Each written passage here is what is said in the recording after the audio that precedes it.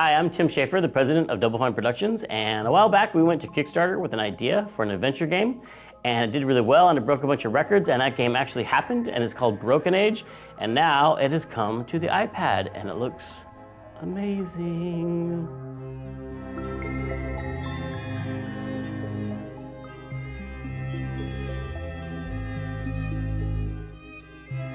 From the start, I wanted Broken Age to feel like a living painting, like a storybook come to life, and we put a lot of thought into making this version an excellent fit for the iPad.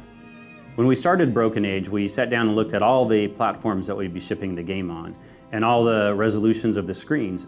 And so for the iPad version, we authored all of the art at higher than Retina resolution. So if you're fortunate enough to have one of these with a Retina screen, you're going to see the art as close to one-to-one as possible on any of the platforms. So it looks really crisp, and the colors and saturation are really good. And in my opinion, I think it's actually the best looking platform. One of the things we didn't want to do was ship the iPad version with black bars on the top and bottom. And although the gameplay critical information is still in the center of the screen, just by going and painting in extra bits of sky, a few more foreground details, little things like that just make the world feel just that much more alive. It's interesting because architecturally the iPad and the PC are actually quite different, especially when it comes to the graphics card.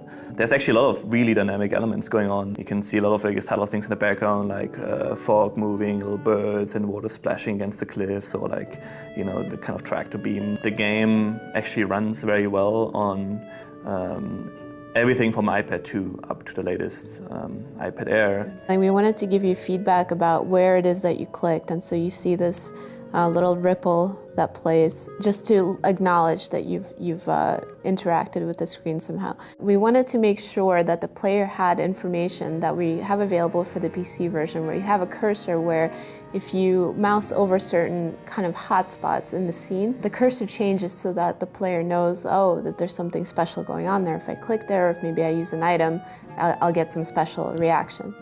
A player on the iPad has no way of actually identifying it. They can either swipe their finger across the scene like this, or if they want kind of a fast exploration of exactly where all the hot spots are, we have this little feature, the eyeball, where you click on there and it'll just highlight in kind of the same way everything that's available. To some extent, seeing a cursor on screen takes you out of the world a little bit, but looking at this on an iPad kind of makes you feel like you're watching kind of an interactive movie, and you can actually manipulate things in it. Can't believe she'd leave something this dangerous lying around. What's that? Nothing. Will you help me kill Magshatra? Sorry, conscientious objector. But I'm not using my axe. There's not going to be any timers or ads. There's definitely not going to be any digital currency, although I tried to pitch the idea of pay per puzzle, but nobody went for it. Maybe next time. What you do get is an adventure game in a classic point-and-click style with a full professional voice cast and a symphonic score. We even implemented cross-platform saves so you can continue your game from the desktop version while you're on the go. I'm really happy with how the game turned out on iPad, and I hope it's something that you will enjoy either by yourself or with your loved ones. Tap it.